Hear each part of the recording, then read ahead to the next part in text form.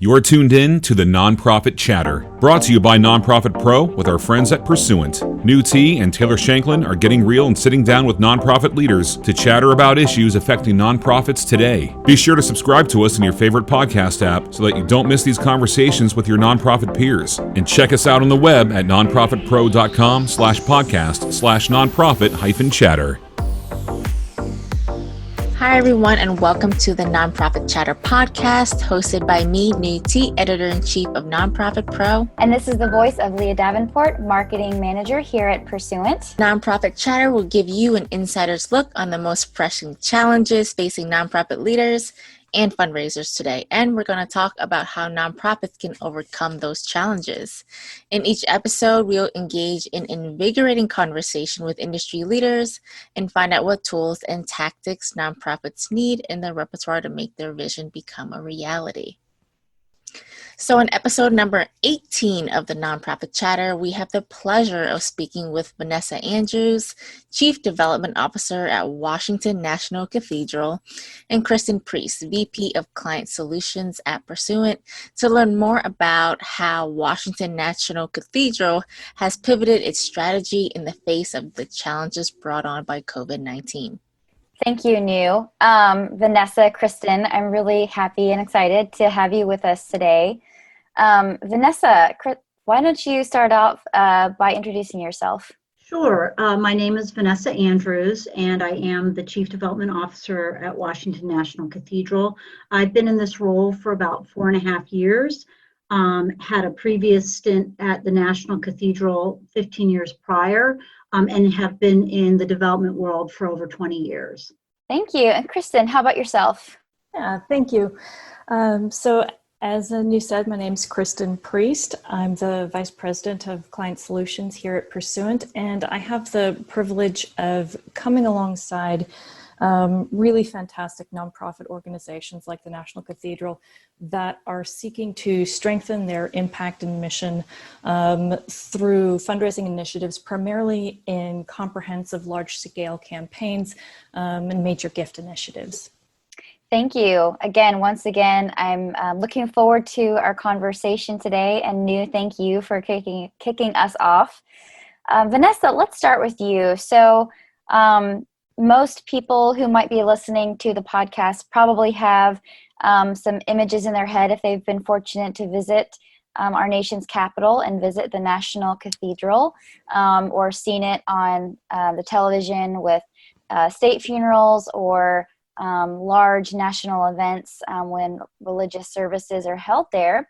And so given that kind of background of the cathedral, I'd love to know how the cathedral responded in the early days of the pandemic. You know, you were telling us before the current year, the cathedral was recently completing a strategic plan, which had taken them about a year to complete. And part of that plan was a 5-year comprehensive campaign.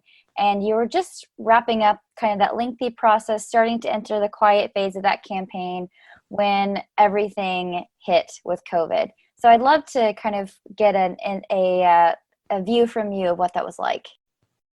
Sure. It feels like it's been about 4 years, but it's only been about 4 months.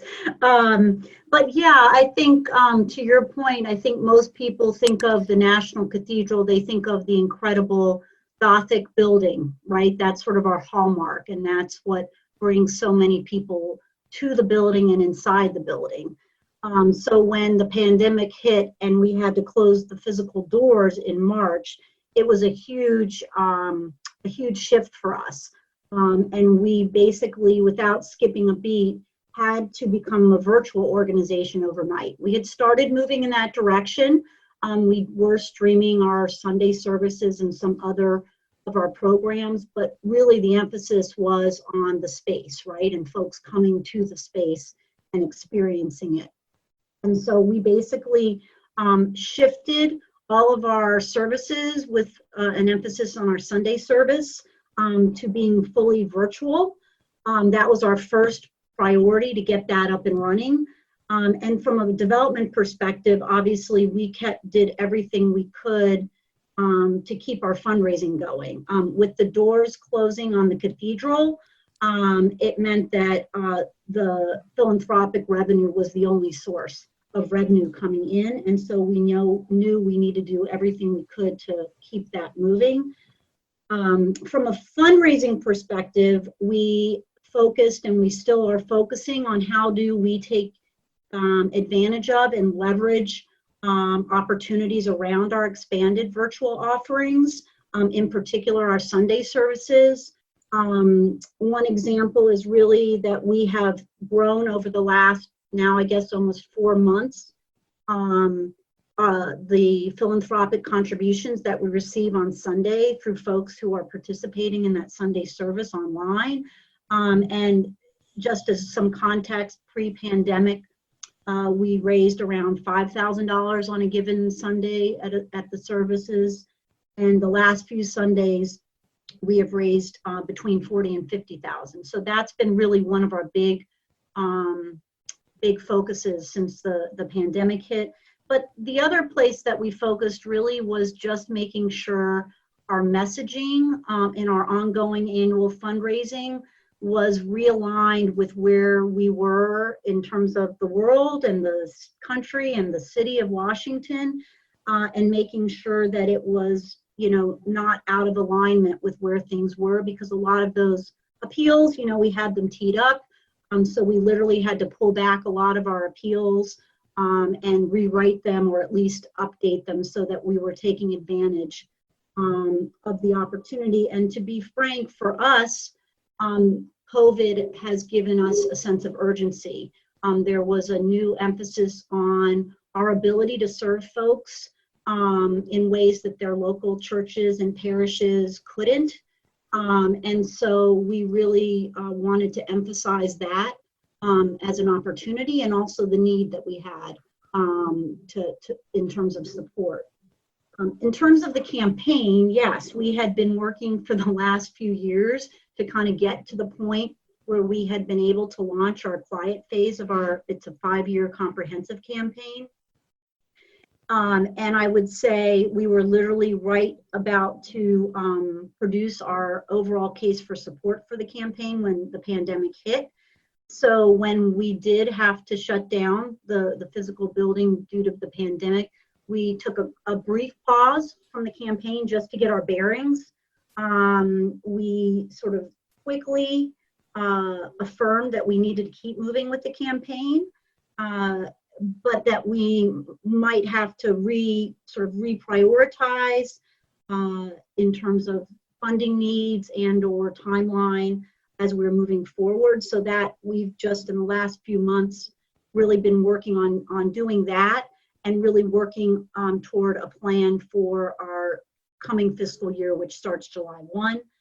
And then in terms of the case for support, we had decided at the time, let's just sort of let things settle down a bit, and then revisit the case to make sure that it's still relevant and timely, and reflects where we are in the world today, but also knowing that it's a 5-year campaign, and that the needs are still there, the priorities are still there. So we don't think we'll have to completely rewrite it, but we will be, over the next few weeks, taking a step back and just making sure that the messaging is where it needs to be, given everything that's happening.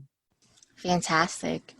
Vanessa, I think that's great. And I think one of my favorite parts of everything is that how quickly the organization pivoted to make sure the next step was the right step for where we were with the pandemic, such as reevaluating your campaign. And I think that's awesome.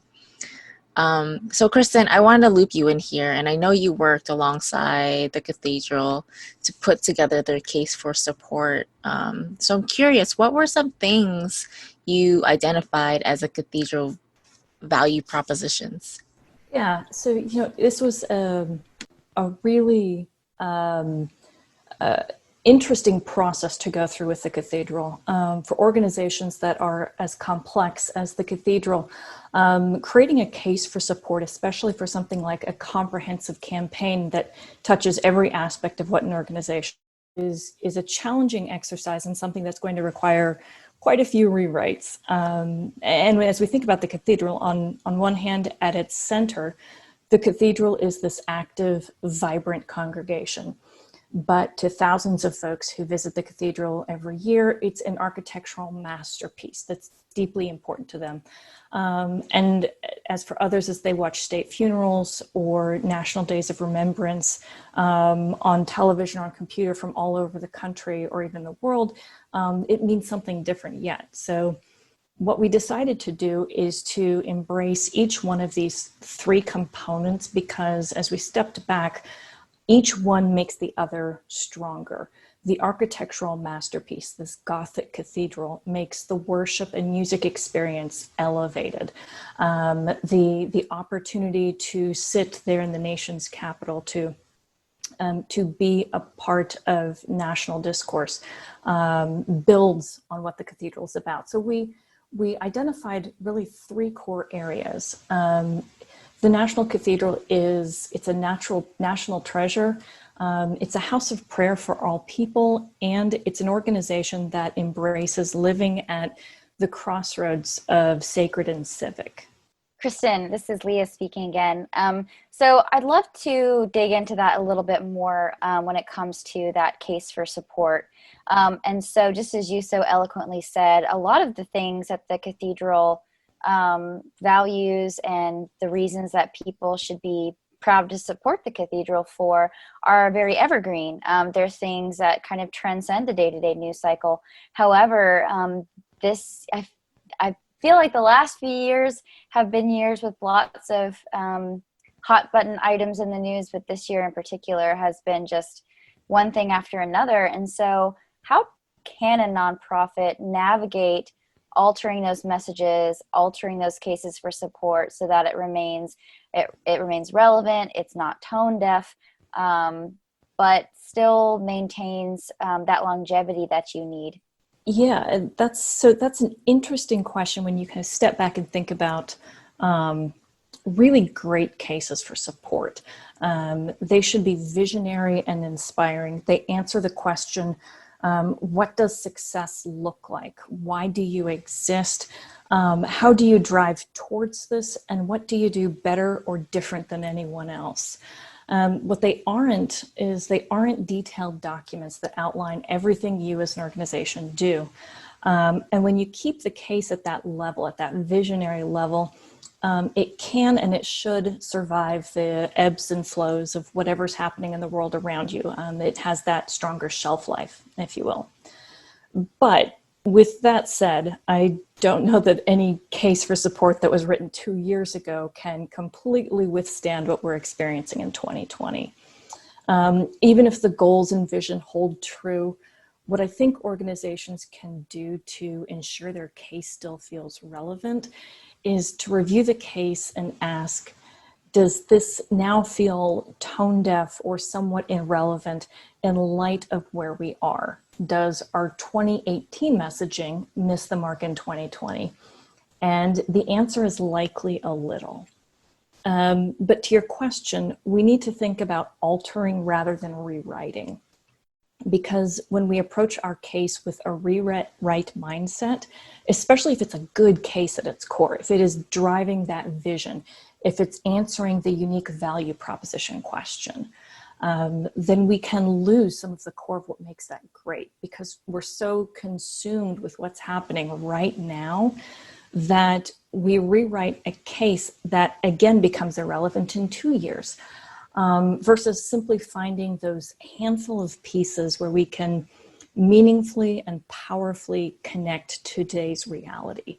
And those can be simple things like pull quotes and pictures, swapping out programmatic references where some programs may need to come to the forefront, making some changes to an introduction letter or a closing letter is where often the most powerful tone of the case lives.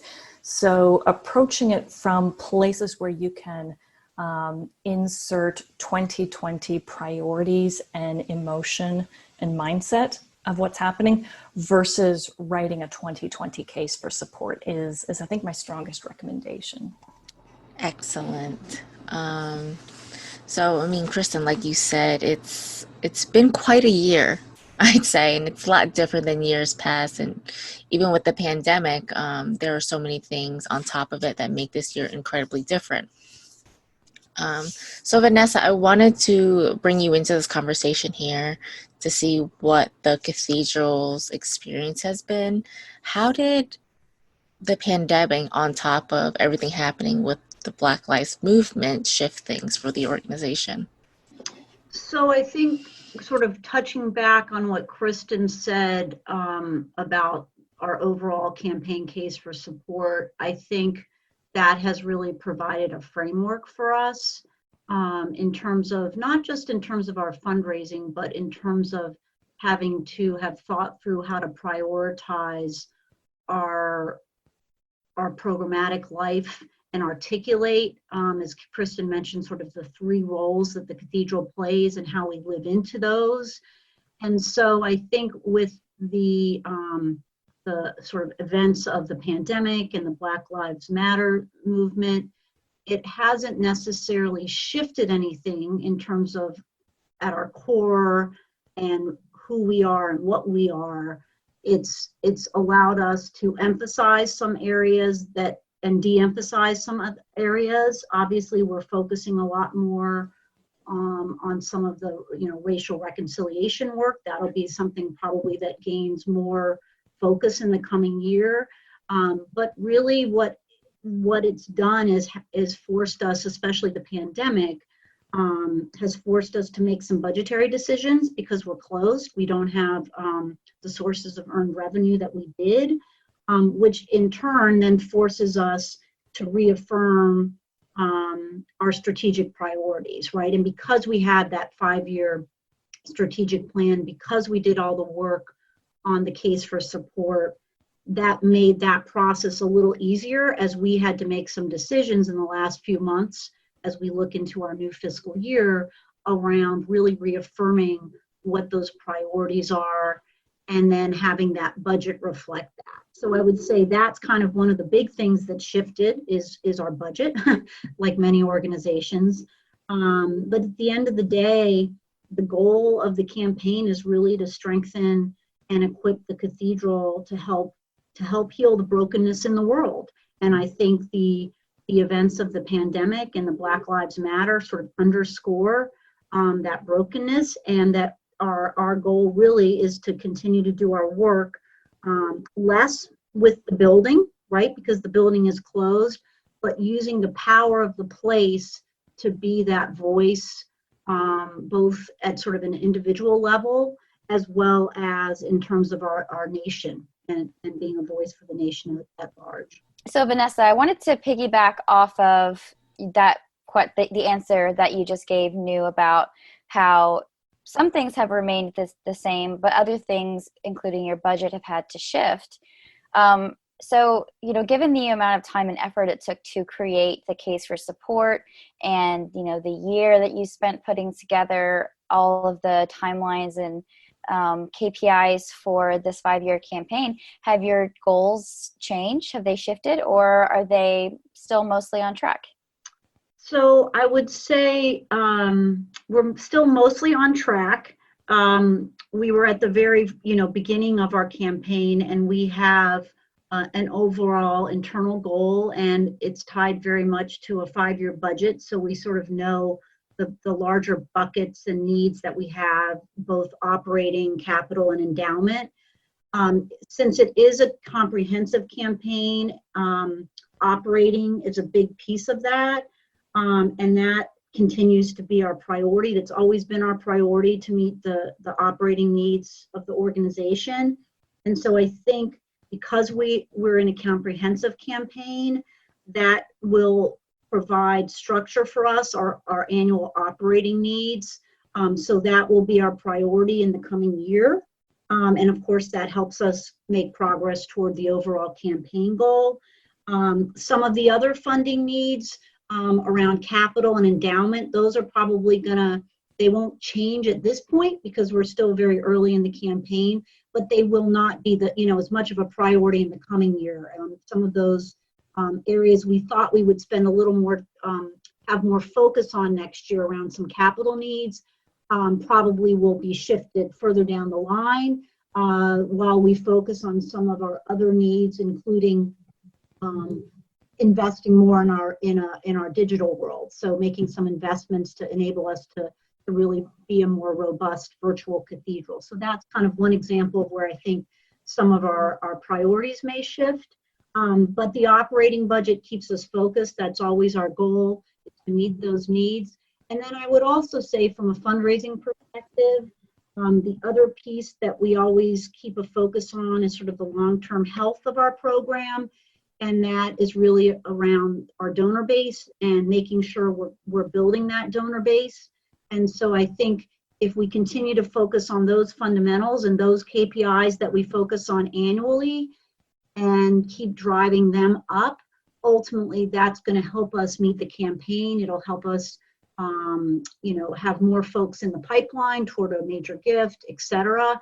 So really, I think by just focusing on sort of our ongoing annual goals and our longer term goals of building the donor base, they will help us make progress toward the campaign while the actual funding areas may shift a little.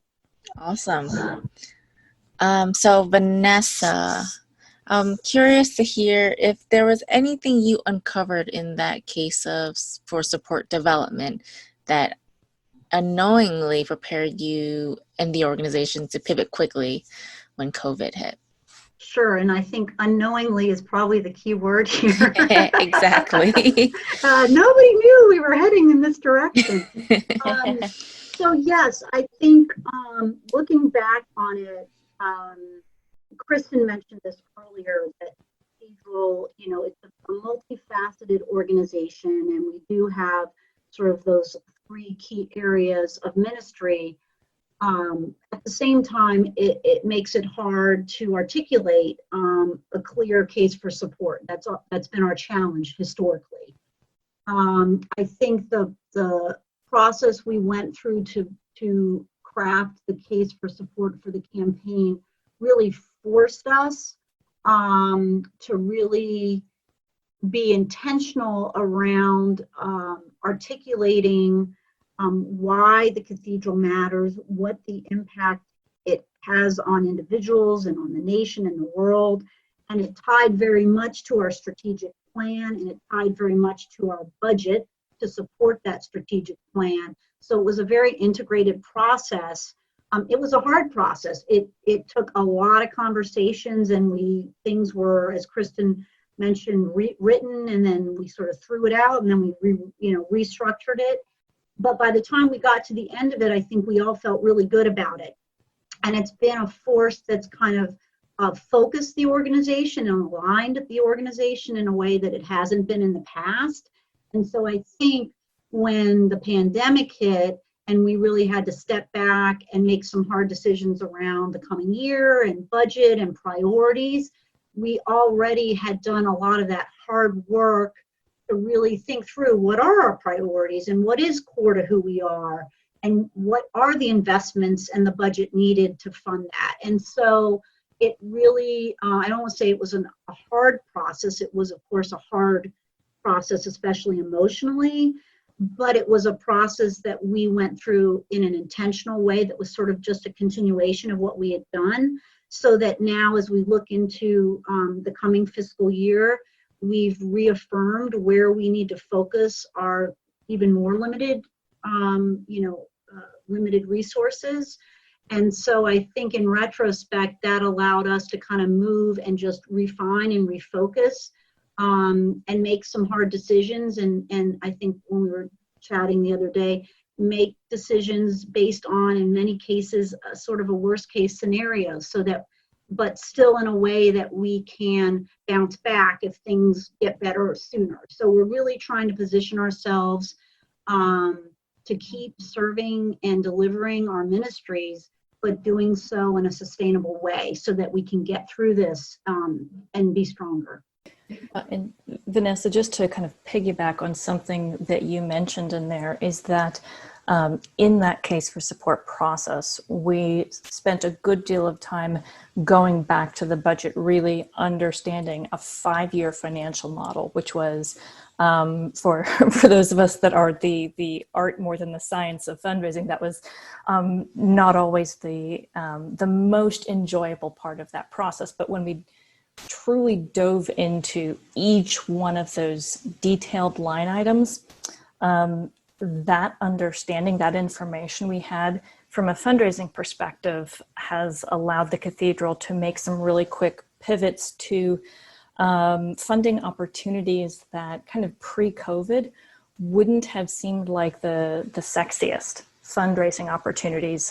Things such as technology, needing to build out the infrastructure as the cathedral becomes this place of worship for a nation and even a world in bigger ways. Pre-COVID, it wasn't quite as strong an ask. It might be one of those things that kind of gets pushed into and bundled into something else. But because that case for support process really had a deep root in understanding some of the budgetary issues that went into the 5-year plan, the cathedral was able to really quickly identify and build a case for support language around some of those nuts and bolts components, because there's such this unique opportunity in the time that we're in right now. Thank you, Kristin. I'd love to wrap us up with one final question. And Vanessa or Kristin, feel free to one of you answer this or both of you jump in.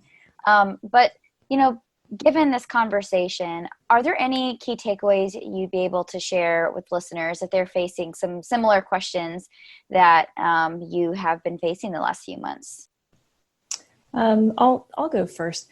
So I think in light of everything we've said kind of leading up to this around not having whiplash when you're approaching your case for support to make sure it's 2020 relevant, I do think there is some value in giving yourself permission to write that 2020 case for support.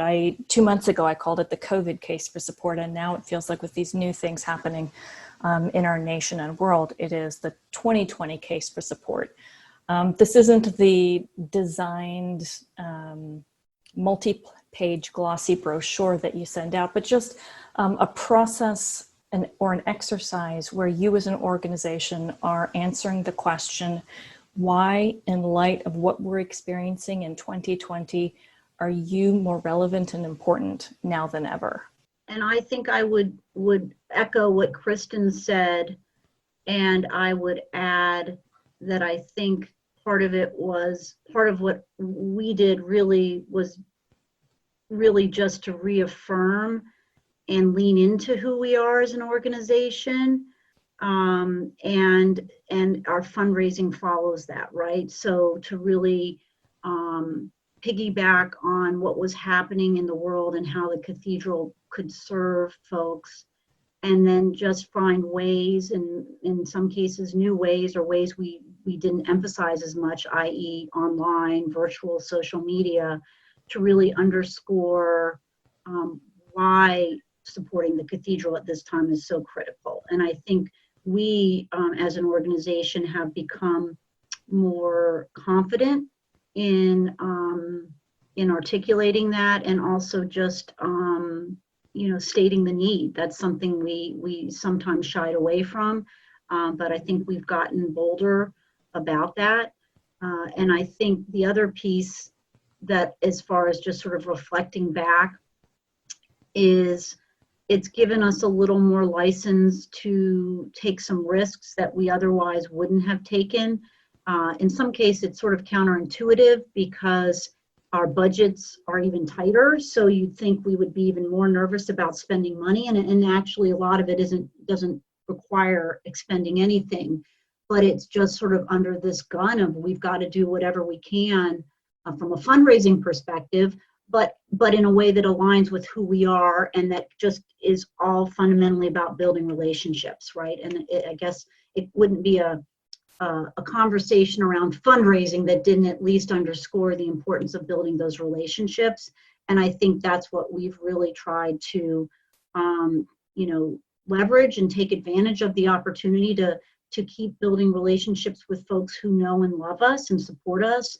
But we've had a real opportunity as well to start building relationships with folks who are now just learning about who we are.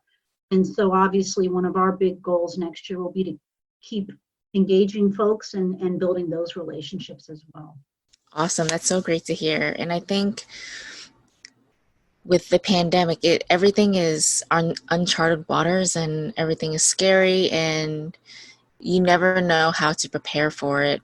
But it seems like you guys are trying new things and finding what works for you. And at the essence and the core of your organization, you're putting your donors first and putting their needs and their interests first. And that, I think, is a huge lesson that a lot of nonprofits can take away from today's conversation. So that about wraps it up for today's episode. I want to take a second to thank our listeners for listening in on today's podcast. And Vanessa and Kristin, thank you so much for joining me and Leah. It's been an absolute pleasure. It's been our pleasure. Thank you. All right. So on behalf of Nonprofit Pro and Pursuant, we will see you on the next episode of the Nonprofit Chatter. Have a great day.